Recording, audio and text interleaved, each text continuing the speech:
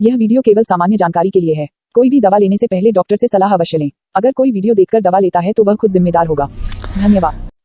Hello दोस्तों, आज में लोग बात करेंगे सभी तरह के पेट दर्द के बेस्ट इलाज के बारे में। ठीक है, अगर किसी भी तरह का पेट दर्द हो तो उसको क्या ट्रीटमेंट अपने को देना है, कैसे उसका हाथों हाथ जो पेट दर्द है उसको फिनिश करना है, मतलब ख़त्म करना है, उसके बारे में आज अपन देखेंगे। क्या आपके पास अगर कोई भी पेशेंट आता है जिसको पेट दर्द हो रखा है तो उसको आप कैसे ट्रीट करेंगे। ठीक है, तो अपन देख सकते हैं जो लेडीज़ों में ज़्यादा प्रॉब्लम देखने को मिलती है, लड़कियों में प्रॉब्लम बहुत ज़्यादा देखने को मिलती है पेट दर्द वाली, जिसको क्रैम्प्स वगैरह भी आ जाते हैं। ठीक है, तो ये सारी समस्याएं अपने को देखने को मिलती है। तो सबसे पहले आते हैं इसके लक्षण पे कि क्या क्या इसके सिम्टम्स होते हैं, कौन कौन से लक्षण दिखाई देने लगते हैं। ठीक है, तो पहला तो है शार्प पेन। ठीक है, बहुत तेज क्या होता है, दर्द होता है।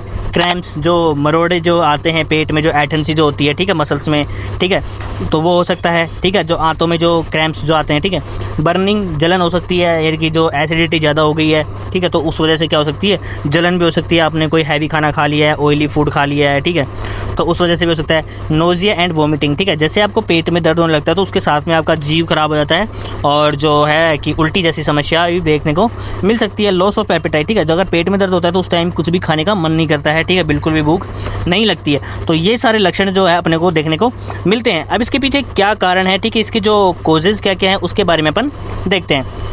तो कारण में इसमें सबसे पहले कोजेज में इंडाइजेशन की, जो फूड आपने खाया है, ठीक है, आपने बहुत ज़्यादा ऑयली फूड खा लिया है, जैसे मैदा वगैरह हो गई, ये सब चीज़ें क्या होती है, इंडाइजेशन हो जाती है इनकी वजह से, कि खाना अच्छे तरीके से पच नहीं पाता है, तो उस वजह से प्रॉब्लम हो सकती है। Gas and bloating. ठीक है, एसिडिटी बन रही है ना, ब्लोटिंग मतलब कि पेट जो टाइट सा फूला फूला सा दिखता है अपने को ज़्यादा एसिडिटी की वजह से, तो वो एक कारण हो सकता है। ठीक है, गैस्ट्राइटिस। ठीक है, जो इसकी जो वॉल्स जो होती हैं, ठीक है, जो पेट के अंदर क्या होता है, सूजन आ सकती है। Peptic ulcer. ठीक है, जो छाले हो सकते हैं पेट के अंदर, उस वजह से भी दर्द हो सकता है। फूड पॉइजनिंग, आपने कोई मतलब दूषित खाना खा लिया, ठीक है, कंटामिनेटेड फूड खा लिया, तो उस वजह से पॉइजनिंग का प्रॉब्लम हो सकती है। ठीक है, उस वजह से भी आपको वॉमिटिंग और पेट दर्द की शिकायत देखने को मिल सकती है।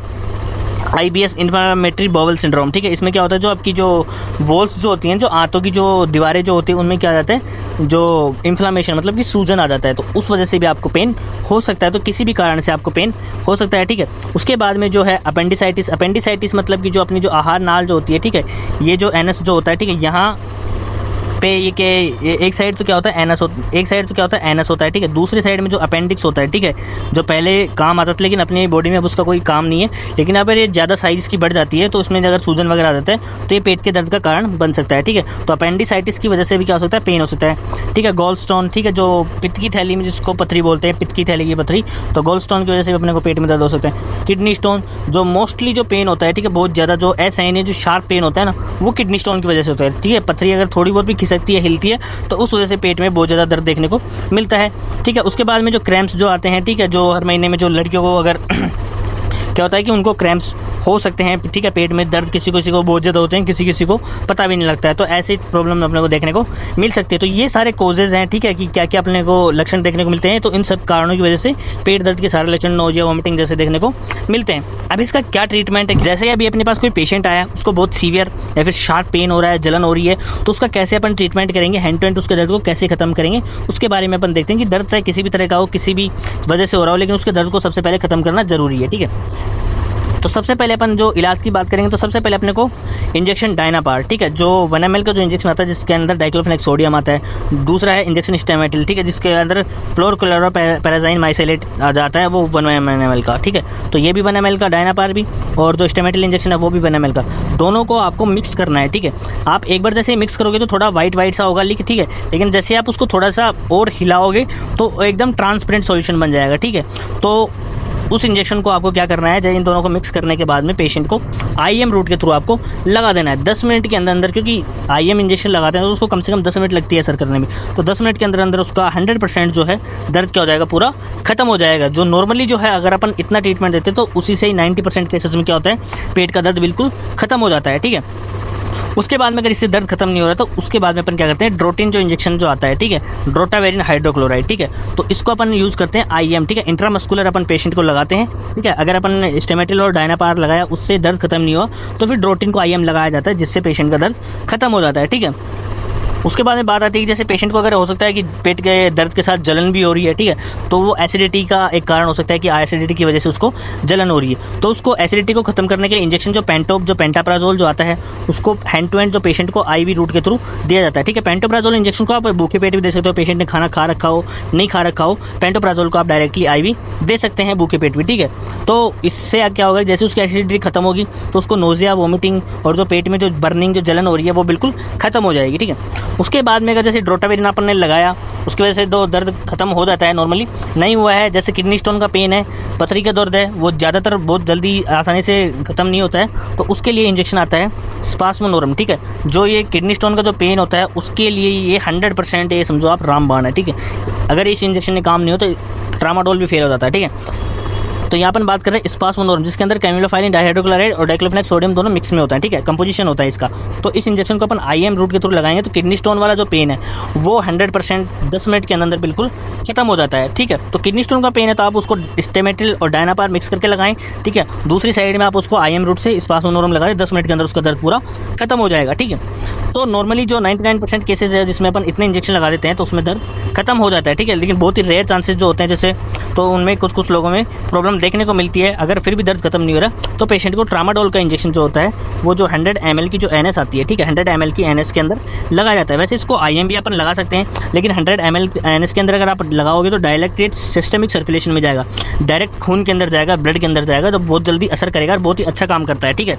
100% इसकी बायो अवेलेबिलिटी होगी, ठीक है। अगर आप हेल्थ लाइन से हो तो हमें बताइए बायो अवेलेबिलिटी क्या होती है, ठीक है। 100% इसकी बायो अवेलेबिलिटी होगी, ठीक है। तो ट्रामाडोल इंजेक्शन 100% काम करेगा, ठीक है। तो उस वजह से क्या होगा, पेशेंट का दर्द जो है बिल्कुल खत्म हो जाएगा, ठीक है।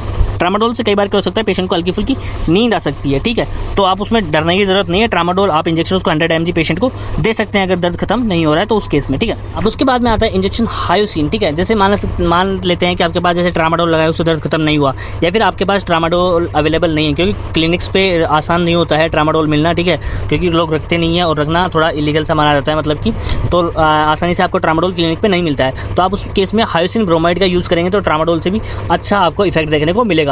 तो इससे क्या होता है, फाइनली 100% जो है स्टमक जो पेन और किसी भी तरह का हो रहा हो वो बिल्कुल खत्म हो जाता है, ठीक है। तो ये इंजेक्शन है वो भी पेशेंट को आईएम रूट के थ्रू लगाया जाता है, ठीक है। तो आप इसको भी आईएम रूट के थ्रू लगा सकते हैं, ठीक है। इतना अगर करते हैं तो उसका पेट का जो दर्द है वो बिल्कुल 100% खत्म हो जाएगा। अगर फिर भी अगर किसी पेशेंट को प्रॉब्लम है, ठीक है, हो सकता है कि कभी इससे भी दर्द ना मिटे तो उसके बाद में फिर उसको नींद के इंजेक्शन लगाए जाते हैं, ठीक है, फोर्टिन फिनार्गन जैसे, ठीक है। वो एक हॉस्पिटल वाला ट्रीटमेंट होता है, तो आप उसको बिल्कुल रेफर करेंगे हॉस्पिटल के लिए, ठीक है।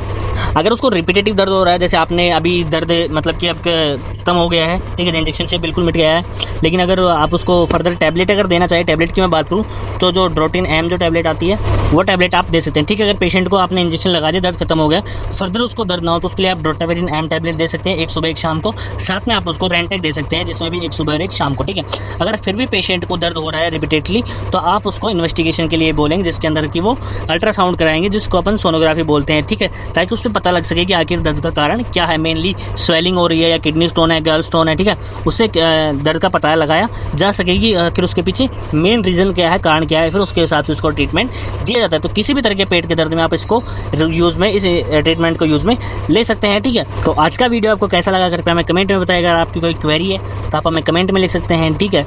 प्लीज़ मैं आपसे एक रिक्वेस्ट करना चाहता हूँ कि आप अपना मतलब कि मल्टीपल क्वेश्चन से कमेंट्स में ना पूछें, ठीक है। डिस्क्रिप्शन में हमने लिंक दे दी है, ठीक है, टेलीग्राम चैनल की, वहाँ पे आप ज्वाइन होकर के हमारे और भी एक्सपर्ट होते हैं, वहाँ पे आप अगर आप क्वेश्चन डालते हो तो आपका आंसर हैंड टू हैंड आपको आंसर देखने को मिल जाता है। मल्टीपल क्वेश्चंस का आंसर देना कमेंट में थोड़ा मुश्किल होता है। थैंक यू, धन्यवाद, जय हिंद, जय भारत।